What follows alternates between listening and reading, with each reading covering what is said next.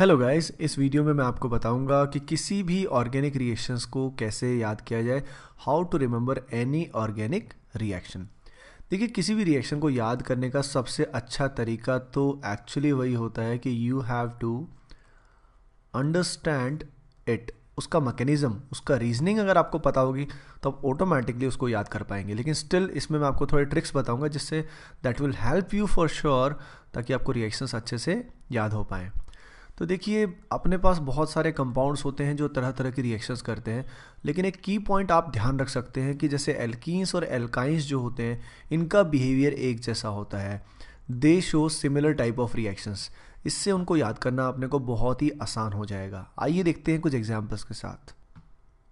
तो देखिए, एल्कीन्स और एल्काइंस की मेजॉरिटी जो रिएक्शंस होती हैं, they are actually addition reactions and elimination reactions.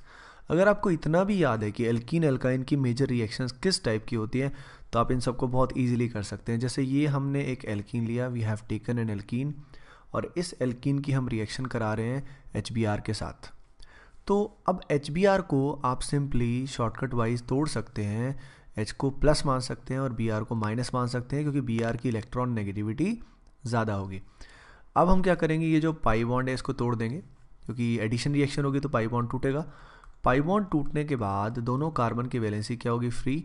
तो किसी एक कार्बन पे आप H को लगा देंगे और दूसरे कार्बन पे आप ब्रोमीन को लगा देंगे।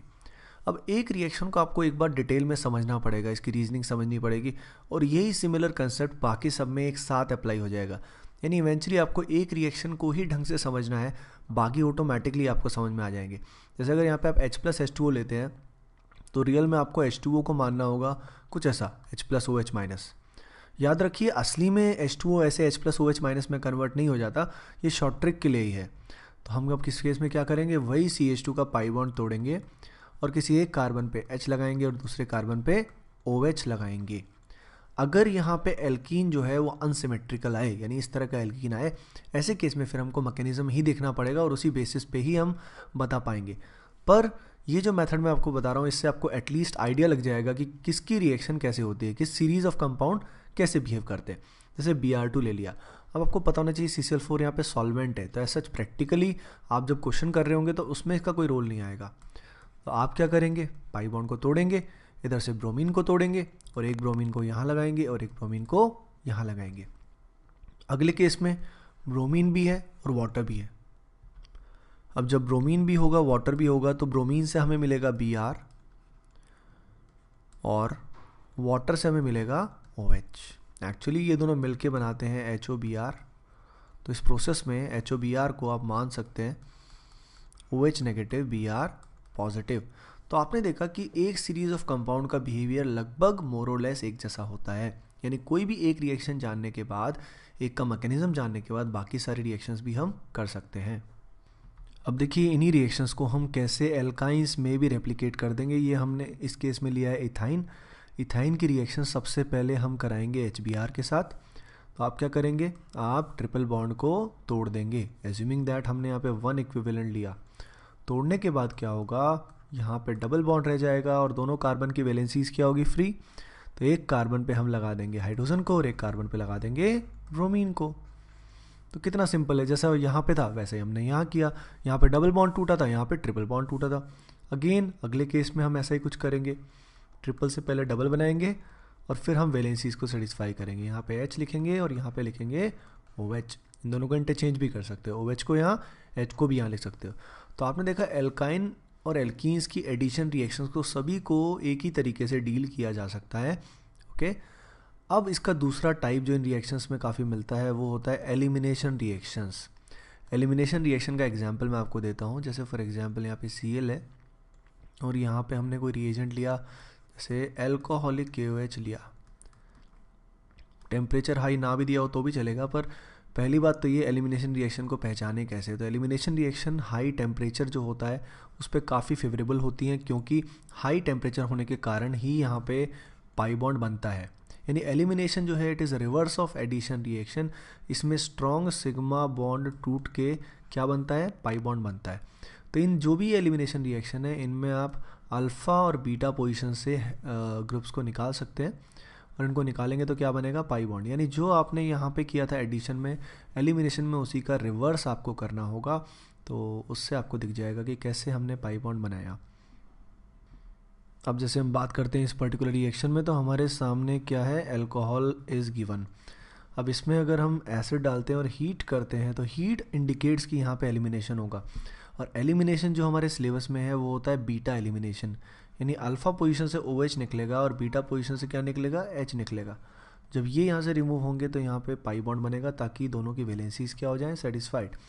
यानी यहाँ पे एल्कीन में एडिशन हुआ था और यहाँ एल्कीन का फॉर्मेशन हो रहा है। तो इस तरीके से main point what I want to say is कि आप डिफरेंट कंपाउंड्स को कैटेगराइज करें। जब उनको कैटेगराइज करेंगे तो सारी इन्फॉर्मेशन आपकी ऑर्गेनाइज हो जाएगी और आपको पता लग जाएगा कि कैसे सिमिलर सेट ऑफ कंपाउंड, जैसे एल्कीन का एल्काइन का बिहेवियर एक जैसा होता है, एडिशन का उल्टा एलिमिनेशन होता है।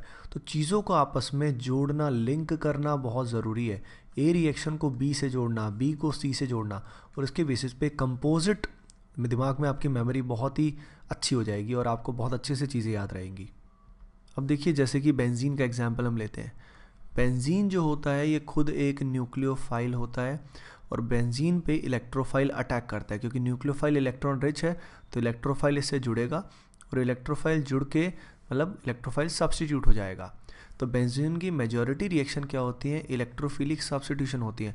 अगर हमें ये छोटी सी बात पता है तो हर रिएक्शन में इसकी में हम इलेक्ट्रोफाइल को ढूंढेंगे और बेंजीन रिंग पे उसको सब्स्टिट्यूट कर देंगे। जैसे इस पहले एग्जाम्पल में हम देखें तो RCl और AlCl3 आपस में रिएक्शन करके Cl नेगेटिव यहाँ से निकलता है और हमें मिलता है R+, और हम डायरेक्टली बेंजीन पे इसको पेस्ट कर सकते हैं। अब यही बिहेवियर सिर्फ इस रिएक्शन में नहीं बाकी रिएक्शंस में भी आता है। RCOCl AlCl3 आपस में रिएक्शन करके सबसे पहले बनाएंगे RCO पॉजिटिव, और ये जो RCO पॉजिटिव है ये बेंजीन रिंग के ऊपर हम इसे पेस्ट कर देंगे। पहली रिएक्शन जो थी इसको बोलते हैं Friedel Crafts alkylation, the second reaction is known as Friedel Crafts acylation. अब देखिए पहले अपने को पता होना चाहिए कि कॉन्सेंट्रेटेड HNO3 और H2SO4 मिलके क्या जनरेट करते हैं। ये मिलके जनरेट करते हैं NO2+ को, जिसको नाइट्रोनियम आयन बोला जाता है।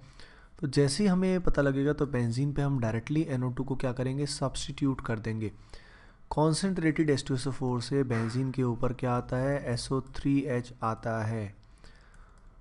तो गाइज़ आप इसमें नोटिस कर सकते हैं कि जितनी भी रिएक्शंस हैं अगर इसमें हम E+ को आइडेंटिफाई कर पा रहे हैं तो बेंजीन पे उसी को डायरेक्टली सब्स्टिट्यूट करना है।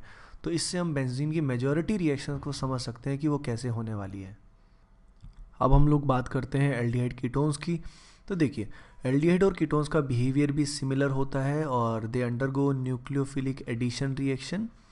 एडिशन रिएक्शन क्यों करते हैं वो तो अंडरस्टूड है क्योंकि यहाँ पे पाई बॉन्ड है। न्यूक्लियोफिलिक क्यों करते हैं, क्योंकि because of this electrophilic carbon जिस पे डेल्टा+ काफ़ी ज़्यादा है। तो अब इनकी जो भी रिएक्शंस होंगी न्यूक्लियोफिलिक एडिशन ही होंगी और उन रिएक्शंस को समझना बहुत ही आसान होगा। जैसे कि इस केस में भी एल्कीन की तरह हम इस पाई बॉन्ड को ब्रेक करेंगे। पाई बॉन्ड को ब्रेक करने के बाद जो C है और जो O है इन दोनों की वैलेंसी फ्री होगी। C+ है तो C+ को चाहिए होगा माइनस नेगेटिवली चार्ज एंटिटी। वो नेगेटिवली चार्ज एंटिटी अगर आप ढूंढोगे तो KCN में मिलेगा आपको CN नेगेटिव। तो नेगेटिव वहाँ जाएगा जहाँ पॉजिटिव होगा। जहाँ तक O की बात है, O पे है नेगेटिव, नेगेटिव को चाहिए पॉजिटिव, तो उसको मिलेगा H+ because of very high reactivity of H+। तो ये रिएक्शन होती है साइनोहाइड्रेट फॉर्मेशन।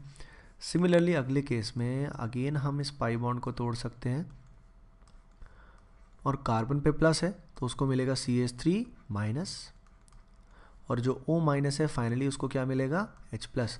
तो आपने जाना कि एल्डिहाइड कीटोन की मेजॉरिटी रिएक्शन न्यूक्लियोफिलिक एडिशन होने की वजह से उनको भी आप समझ सकते हैं। यानी किसी भी सीरीज़ ऑफ कंपाउंड को आप इस तरीके से अंडरस्टैंड कर सकते हैं। मैंने जनरल आइडिया आपको दिया। ऑब्वियसली हर रिएक्शन तो नहीं इससे याद हो पाएगी, लेकिन मेजर रिएक्शंस जो ऑर्गेनिक केमिस्ट्री में होती है जैसे एडिशन हो गया, एलिमिनेशन हो गया, उसके अलावा बेंजीन का इलेक्ट्रोफिलिक सब्स्टिट्यूशन हो गया, इधर एल्डिहाइड कीटोन का न्यूक्लियोफिलिक एडिशन हो गया। तो मेजर रिएक्शंस का जनरल आइडिया आपको इस मेथड से, शॉर्टकट से आपको लग जाता है। ओवरऑल अगर आपको एग्जाम में मार्क्स सिक्योर करने हैं तो आपको मैकेनिज्म काफ़ी का याद रखना पड़ेगा। In the sense you have to understand the mechanism और उसको अप्लाई करना पड़ेगा। यानी लॉन्ग टर्म में what matters is your practice. You have to practice a lot, you have to write down a lot. जितना आप लिख लिख के देखेंगे उतनी अच्छे आपको रिएक्शंस याद हो जाएंगे. पर बेसिक अगर आप जितनी भी रिएक्शंस हैं इनको अगर आप रिलेट कर पाएँ, जोड़ पाएँ, तो उस कनेक्शन से समझना बहुत आसान होता है. जैसे एडिशन, एलिमिनेशन एक दूसरे का रिवर्स है, बेंजीन में इलेक्ट्रोफिलिक सब्स्टिट्यूशन, तो इससे आपको रिएक्शन याद करने में बहुत हेल्प मिलेगी. अब ऑर्गेनिक में बहुत सारी और भी नेम्ड रिएक्शन भी होती हैं, जैसे एल्डोल कंडेंसेशन हो गया, जैसे कैनिज़ारो हो गया, पर्किन हो गया. तो इन सबको कैसे याद किया जाए, इनकी भी शॉर्ट ट्रिक्स भी होते हैं. But the best method is always the reasoning, the mechanism that will work in the long term. Otherwise exam में जब हम टेंशन में होते हैं, एंग्जाइटी में होते हैं, तो सब कुछ भूल जाते हैं. तो इन रिएक्शंस को कैसे हम देखें, नेम्ड रिएक्शन को कैसे हम याद करें, तो इससे रिलेटेड में मैं एक वीडियो जल्द ही बनाऊंगा. Okay, so guys please do like, share and subscribe, and thanks for your feedback.